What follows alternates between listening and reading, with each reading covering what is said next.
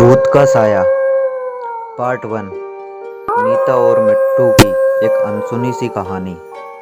Start करते हैं नीता और मिट्टू की कहानी। नीता अपने माता पिता के साथ अपने घर में रहती थी। नीता का कमरा अलग था। नीता बड़ी हो चुकी थी, इसलिए वो अपने कमरे में अकेली सोया करती थी। नीता के माता पिता उसके पास वाले ही कमरे में सोया करते थे।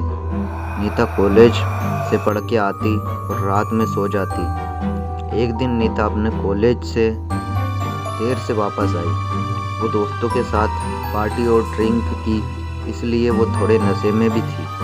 तभी जब वो सोई तो उसे ऐसा लगा कि मेरे बगल में कोई सोया है, लेकिन क्योंकि वो नशे में थी इसलिए ध्यान नहीं दिया और सो गई।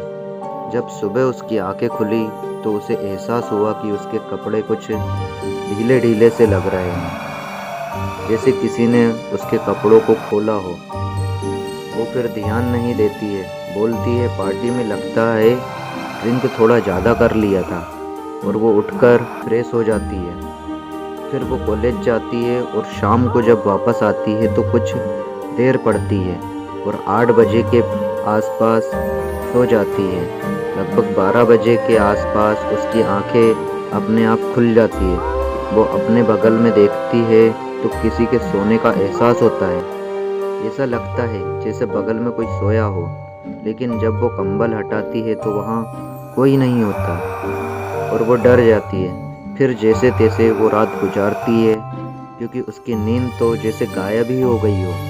वह रात भर जागी रहती है और जब सुबह होती है तो उसकी आंखें लगने लगती है और सुबह में वो सो जाती है। बहुत देर तक सोई रहने के कारण उसकी मम्मी आई, बोली, बेटी उठो, देखो तुम्हें आज क्या हुआ है जो अब तक सोई हो।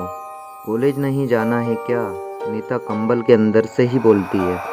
मम्मा आज जाने का मन नहीं है। मम्मी बोलती है ठीक है, लेकिन बेटा जल्दी से उठकर नाश्ता कर लेना। मैं तुम्हारे पिता के साथ कुछ काम से बाहर जा रही हूँ। अगर आज ना आ पाऊँ तो तुम खाना बना के खा लेना या बाहर से मंगवा लेना। ठीक है। नीता नींद में रहती है, बोलती है ठीक है। अब उसके मम्मी पापा बाहर चले गए थे, घर पे कोई भी नहीं था। नीता उठती है और फ्रेश होने के लिए वो नहाने गई। जब वो नहा रही थी तब उसे फिर एहसास हुआ अपने साथ किसी और के होने का। वो डर गई। वो जल्दी जल्दी साबुन लगाई और जैसे ही नल चालू किया तो पानी ही नहीं आया। वो और भी डर गई। वो एक बार चिल्लाई, मम्मी, और फिर से नल बंद करके चालू की।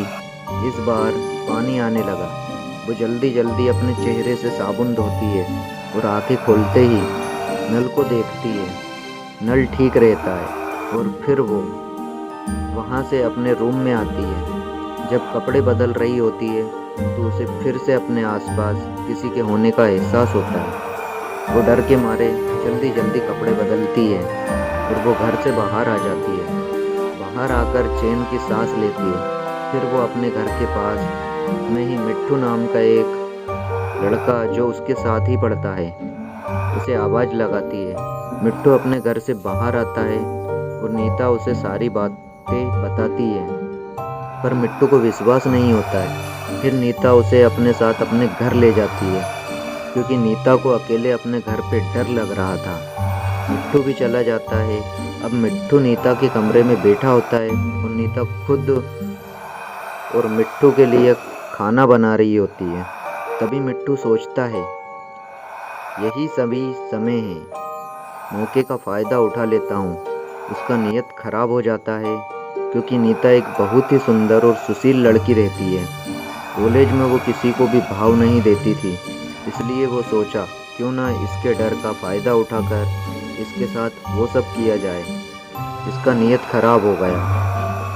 मिट्टू कमरे की लाइट बंद कर देता है और ज़ोर ज़ोर से चिल्लाने लगता है, भूत भूत भूत भूत। वो ज़मीन पर खुद ही गिर जाता है। नीता किचन से भागती दौड़ती हुई आती है। वो जब कमरे में आती है तो पूरा अंधेरा रहता है। वो अंदाज से जाती है और लाइट चालू कर देती है। अब पूरा कमरा रोशनी से भर जाता है। मिट्टू जमीन से उठता है और सीधे नीता के गले लग जाता है। नीता भी उसे डरा देख गले से लगा लेती है और फिर पूछती है, क्या हुआ था यहाँ? तभी मिट्टू नीता से दूर होते हुए बोलता है, तुम सही कह रही थी, यहाँ भूत का कोई साया है। एक अजीब एहसास हुआ, लगा बगल में कोई खड़ा है और अचानक लाइट चली गई। फिर मुझे किसी ने धक्का दिया और मैं बेड से सीधे नीचे ज़मीन पर जा गिरा। ये सुनकर वो भी डर गई, उसे भी सच लगा। फिर दोनों खाना खाए और साथ में ही थे। शाम होने वाली थी, अब मिट्टू अपना चाल चलने लगा। वो बोलता है, ठीक है तो मैं चलता हूँ, तुम उस साए से बचकर रहना। तभी नीता सोचती है, अगर ये चला गया तो मैं अकेली कैसे रहूँगी। वो बोलती है, कल तो मेरे मम्मी पापा आ ही जाएंगे, आज तुम यहीं रुक जाओ प्लीज़। तो मिट्टू भी थोड़ा देर सोचता है और बोलता है, ठीक है तुम कहती हो तो मैं रुक जाता हूँ। इसके मन में बुरे ख्याल चल रहे थे। जब रात को दोनों सोने जाते हैं तो फिर पिता के रूम में मिट्टू को सोने को बोलती है नीता, और वो अपने कमरे में। मिट्टू ये सुनकर अंदर ही अंदर गुस्सा हो जाता है, क्योंकि उसके सपने पे पानी फिर जाता है। फिर दोनों अपने अपने कमरे में सो जाते हैं। लेकिन मिट्टू भी कहाँ हार मानने वाला था।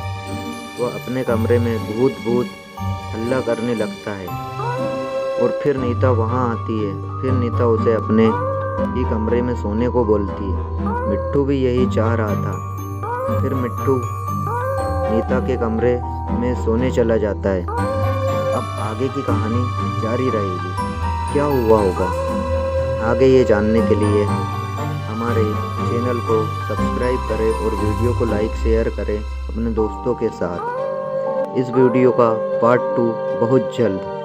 धन्यवाद।